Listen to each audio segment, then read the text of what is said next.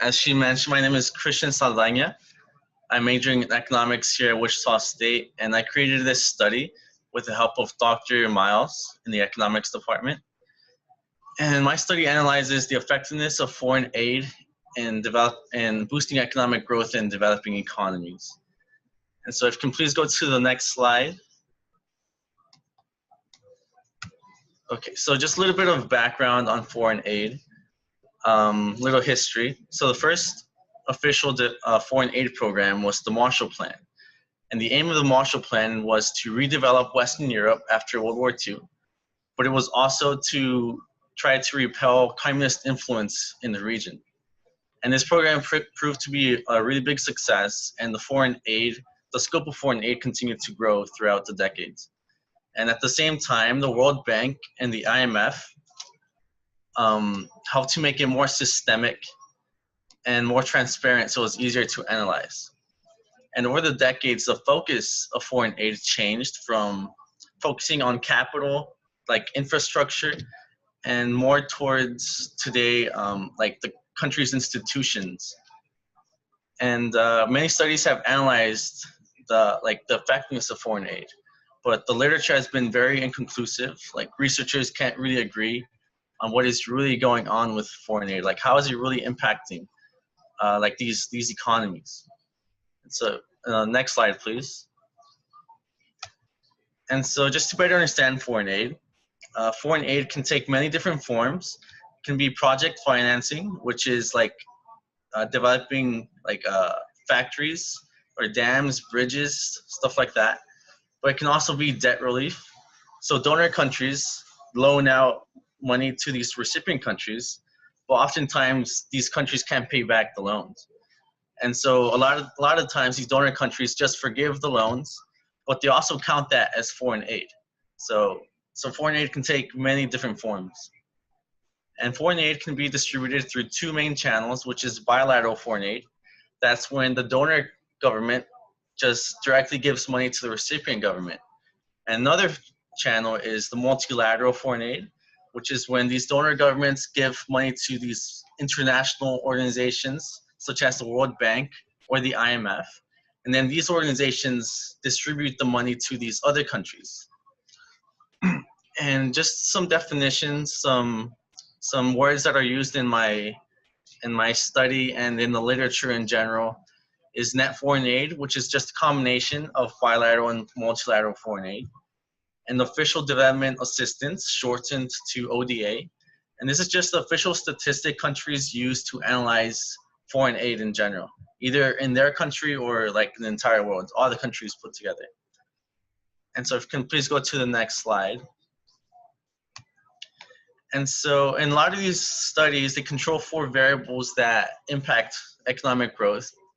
And the variables I controlled for were capital formation, which is just how much capital was in the economy, and initial GDP per capita, which is just the level GDP per capita at the beginning of my time interval, and population growth, just how much has it grown throughout my time period, and secondary education, the level of secondary education at the beginning of my time period. And next slide, please. And so, as I said earlier, the literature has been very inconclusive. Some researchers conclude that it's been effective and that we should keep giving foreign aid to these countries, but others argue that it's been ineffective and possibly even detrimental to these economies. And still other researchers argue that the current approach that researchers are taking at analyzing foreign aid, and as well as the approach of gathering data, has been ineffective, and these issues have to be resolved before we can really make any conclusions in foreign aid's effectiveness. And next slide, please. And so my study analyzes the effectiveness of foreign aid, but I also try to disaggregate it a little bit by analyzing the differing effects of multilateral foreign aid and bilateral foreign aid. And next slide, please. And the way I do this was I analyzed the time interval from 1990 to 2015, and I analyzed 69 countries I looked at the variables, my foreign aid variables, as well as the control variables. But my dependent variable was GDP per capita growth, just how much did it grow throughout this time period. And I got all of my data from the World Bank Open Database and Multilateral Aid Report published by the Organization for Economic Cooperation and Development. Next slide, please. And I ran 3 regressions, and in all 3 regressions, capital formation was significant at the 10% level and had a positive coefficient. GDP per capita was significant at the 5% level with a negative coefficient. And change in population, secondary education, and all of my foreign aid variables were significant at the 10% level, but they had negative coefficients. And so next slide, please.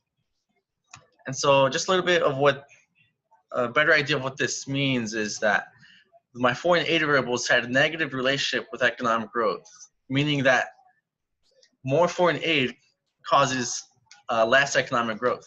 So that was really interesting. And capital formation had a positive relationship. So the more capital in the economy, the faster it was growing. And population growth, secondary education, and GDP per capita had a negative relationship with growth, which was an interesting find as well. Next slide, please. And so there's a few possible explanations in the literature that kind of try to explain why this is happening. And so one idea is that recipient countries kind of create a reliance on foreign aid, and they keep expecting to keep getting this foreign aid, so they don't pursue policies that create economic growth. They don't really invest in the future because they expect to keep getting this money. And another idea is that this foreign aid is given to corrupt governments, and these corrupt governments are detrimental to the economy. And another idea is the possibility of endogeneity. I'm getting these results due to endogeneity, possibly, and that's when my independent variable, in this case foreign aid, is correlated to an outside variable that is not in my model, and this outside variable is correlated to my dependent variable, which is economic growth in this case. So that's something that is very common in these type of studies. So that's something else that should be analyzed in future research. And so next slide, please. So yeah, like the possibility of endogeneity should definitely be analyzed in future research, so we can really see what's a true effect of foreign aid on economic growth.